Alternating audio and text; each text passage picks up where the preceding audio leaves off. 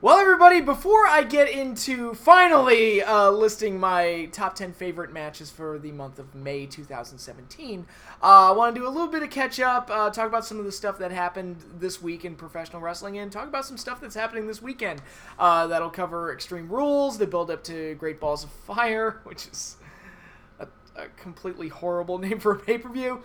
Talk a little bit about Lucha Underground and the build up to Ultima Lucha Trace, and talk about New Japan's big show that's happening this weekend, Dominion. So, a lot to cover, but with that, let's get started. Extreme Rules happened last Sunday. I don't want to talk too long about it because it's already been so far removed from the show. There's really no point in being too detailed about it. What I will say is that overall, I really liked the opening match. I thought Miz and Ambrose pretty much stole the show. And it's hilarious to me that a match with a stipulation that the champion will lose the title if he gets DQ'd, which is about as unextreme as you can possibly be. That match ended up being the best match on a show called Extreme Rules, which is, pretty much sold on like, oh, it's the most violent spectacle show.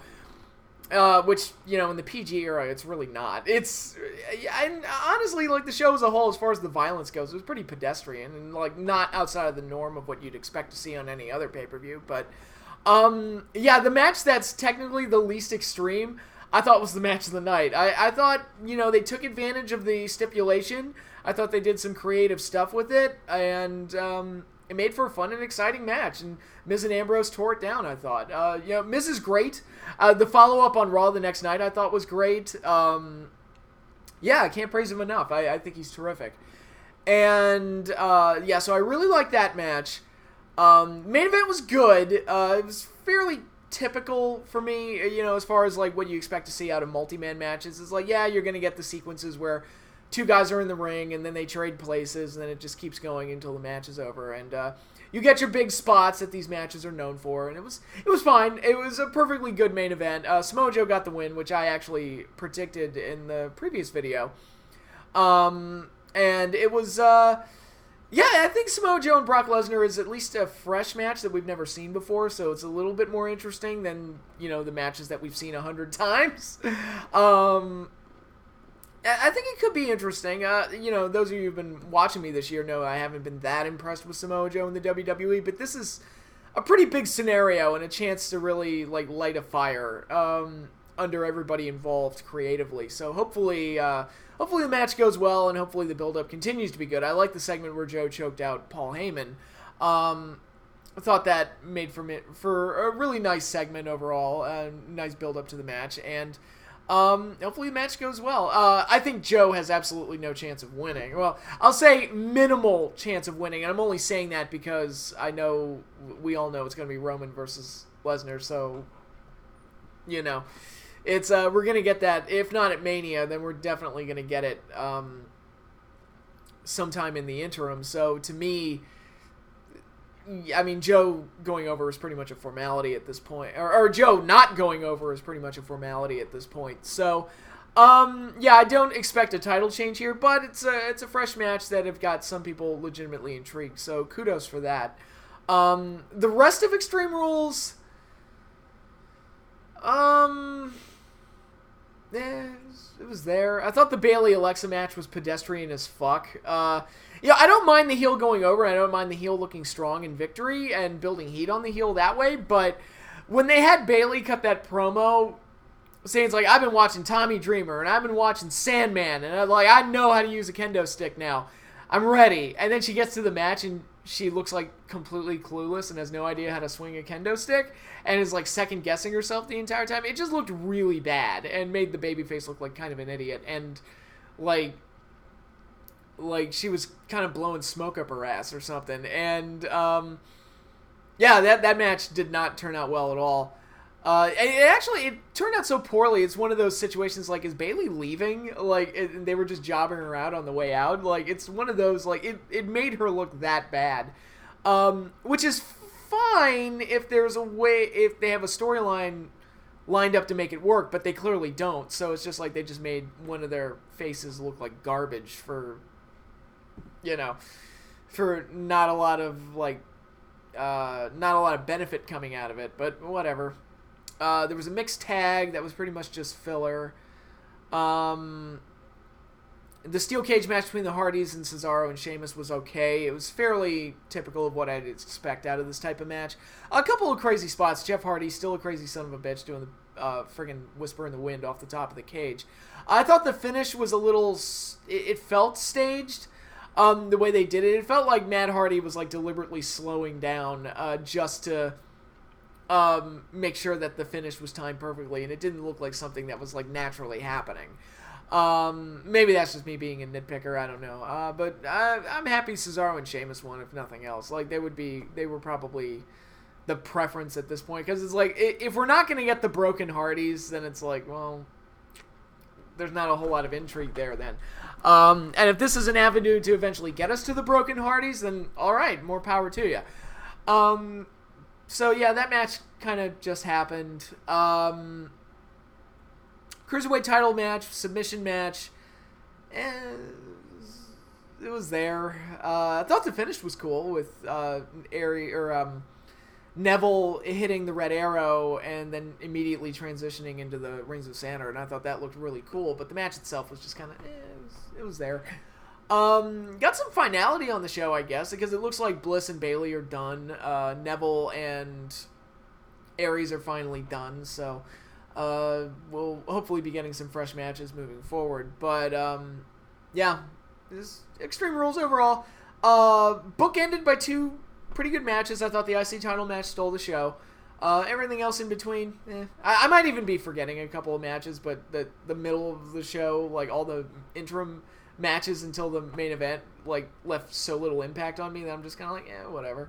I don't really care. But anyway, so those are my thoughts on Extreme Rules, and we've got Joe versus Lesnar for the Universal title to look forward to at Great Balls of Fire.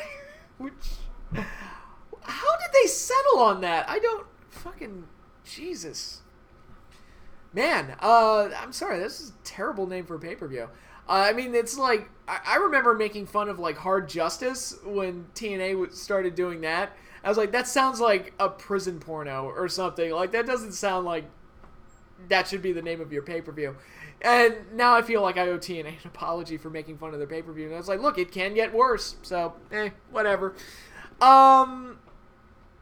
Although it is funny that a few years after the fact, they updated the name of Hard Justice to Hardcore Justice. I'm like, oh yeah, that makes it sound so much better. But, whatever. Yeah, what else did we get this week? Lucha Underground had a second episode, set up some things for Ultima Lucha Trace. We've got the 32-man tournament, the Cueto Cup, to determine who will get the title shot at Ultima Lucha Trace. So that is going to be a lot of fun to watch. 32 wrestlers, we're going to get a ton of matches on TV every week. It's like, wow, they're all going to matter. Yay! And, Mundo retained the title against the Mack. They had another really good match. Now it's going to be Mundo and Ray for the title. Dario said it would be the same night that he presented the Cueto Cup. So I'm assuming that we're going to get the title match and the finals in the same show, and then your Ultima Lucha main event will be set. So whenever we get that, can't wait for it. It's going to be great. It's going to be really fun to see. So, yeah, got some really solid Lucha Underground material to look forward to for the next few weeks. So I'm really excited about it. We also got Prince Puma going to the dark side and finally getting a victory over Mil Muertes. So there's a lot of intrigue there and what his relationship to Vampiro is. Another really good match between Puma and Muertes. This is probably their weakest match, but even then, it's like, it's still pretty good. So, got a heel turn from Drago. He's officially joined the Reptile Cult, or the Reptile Clan, or whatever, or Tribe, or whatever they're called. Yeah, I really like the Reptile Tribe. They remind me of the Snake Men from Masters of the Universe, So, yeah, I kind of like them. And, Drago's heel turn was good. Not a fan of him getting the pinfall, like basically switching teams mid-match and getting the pinfall over his partners to secure the title change for the trios titles. I'm just kind of like, yeah, they probably could have done that better. But overall, it's like, I like the direction of it, if nothing else. So yeah, Lucha continues to be really solid and giving us good stuff, and we've got more stuff to look forward to, so hooray. And we've still got a bunch of guys that we haven't seen yet since Season 3 started, like Pentagon and Cage and Pentagon hasn't been seen ever since the Black Lotus Triad broke his arm, so it'll be interesting to see what happens when he comes back. But anyway, another big thing I wanted to talk about was New Japan's Dominion 2017 happening this weekend. And, of course, I won't be able to see it this weekend. I'll have to wait until Monday or Tuesday to finally get to watch it. But Dominion is typically a really good show for them. And at least in the years I've been watching it, you'll get typically you get at least a really strong main event. And more often than not, the card itself is really solid. Now, the card this year is mostly rematches. But the rematches I want to see, like Suzuki versus Goto for the Never Openweight title, and Tanahashi versus Naito for the IC title, and Omega versus Okada for the World title, a rematch from Wrestle Kingdom, so you could say that this rematch has been built up all year long to get to this point. So it's like, yeah, I don't mind rematches, just could you build up to the rematches and not just kind of spam the rematches and just give us the same fucking match every goddamn week for a month or something? Because even like doing tag matches in between, it's like, and New Japan does that too, and I'm not a fan of it, but it's just, sometimes it helps the matches feel more special if you're not just giving away the same pairings all the time. But anyway, I think the card overall looks pretty good. We got Young Bucks versus Roppongi Vice for the IWGP Junior title, which almost feels obligatory at this point. It's like, oh yeah, haven't seen that match 8,000 times.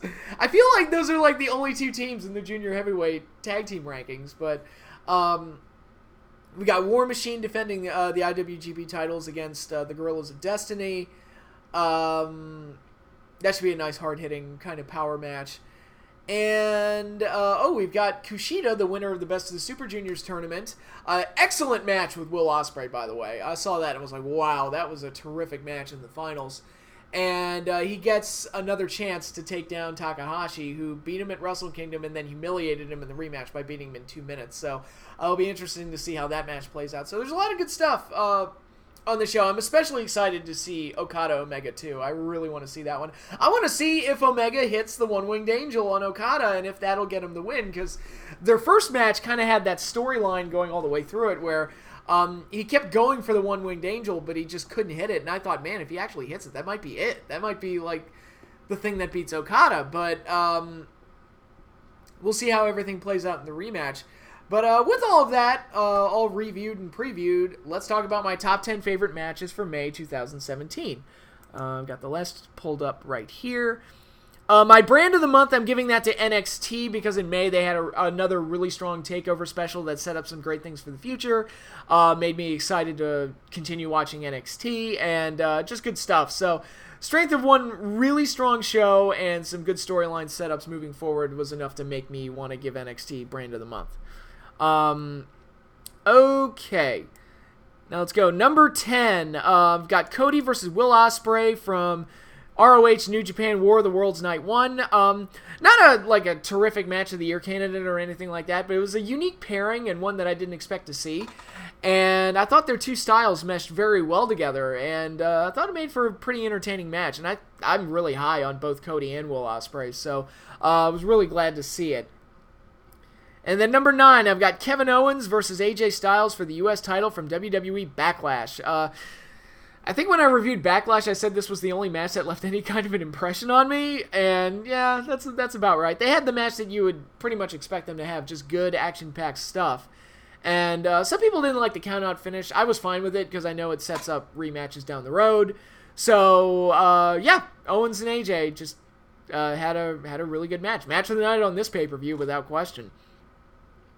Number 8, Christopher Daniels versus Jay Lethal versus Cody Rhodes in a triple threat match for the Ring of Honor World title from ROH New Japan War of the Worlds Night 3. Yeah, really solid main event. Good triple threat match. Some creative spots in there, especially the finish and the way they incorporated the BME, which, by the way, I like that Daniels is using the BME as a finish now. And, yeah, just a really entertaining match between three very talented dudes that I've been high on for a long time now. So, just a really good match to see. Number 7, Kazuchika Okada versus Bad Luck Fale for the IWGP World title from Wrestling Dontaku, New Japan's event in May. Really good main event. The only real problem with it is that we all knew that Okada was going to retain. There was really no chance of Fale beating him. But Okada and Fale typically work really well together, and Okada has just been on fire this year with the different matches that he's having. And he's shown, it's like, you look at the match with Fale, you look at the match with Omega, and the one with Suzuki, and the one with Shibata, it's like, man, he can work well with just about anybody. Okada's great. I just love watching him. So, yeah, that match definitely going on there. And then number 6, Tomohiro Ishii versus Kenny Omega, also from Wrestling Dontaku. Excellent match between these two top-tier talents. They had a match back at the New Japan Cup that was great, too. And they tore it down again here. This is the match that pretty much set up Kenny Omega to face Okada at Dominion. And to that end, I thought it succeeded. Omega gets a strong win and an excellent match over a very tough opponent in Ishii. Really liked it. Great stuff. And numbers 4 and 5 both come from the Best of the Super Juniors tournament. Best of the Super Junior 24. From night 1, we had Dragon Lee versus Hiromu Takahashi. Great main event match to kind of kick the tournament off. And then from night 2, we had Will Ospreay versus Ricochet, a rematch from last year's Best of the Super Juniors. And, you think about the type of attention that first match got. I think this one was better because it wasn't... last year's match was very much centered on, like, the crazy action that they were doing. And the action they were doing in that match was insane. But here we got the crazy action, but mixed in with a little bit more selling and a better pace and more of a main event style. And I thought both guys worked beautifully together. And it had, like, a really good half-hour-long match.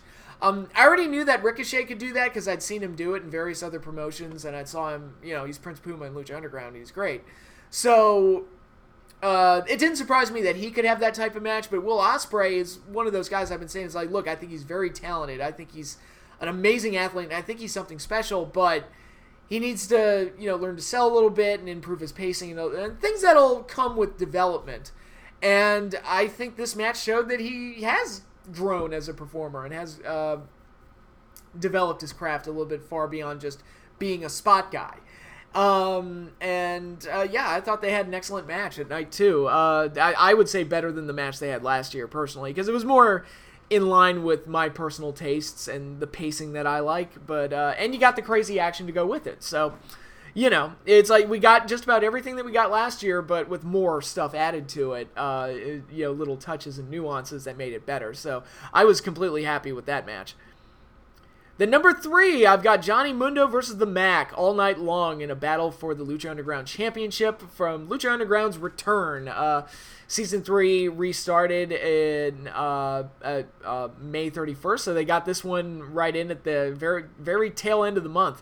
And I already reviewed this match, already talked about it, said it was great, said it captured everything that's great about Lucha Underground and was a terrific return for the promotion, even with the draw as a finish. It was still like, yeah, but that was just so exciting, and I was on my feet the whole time. So, great stuff. Just excellent, excellent stuff.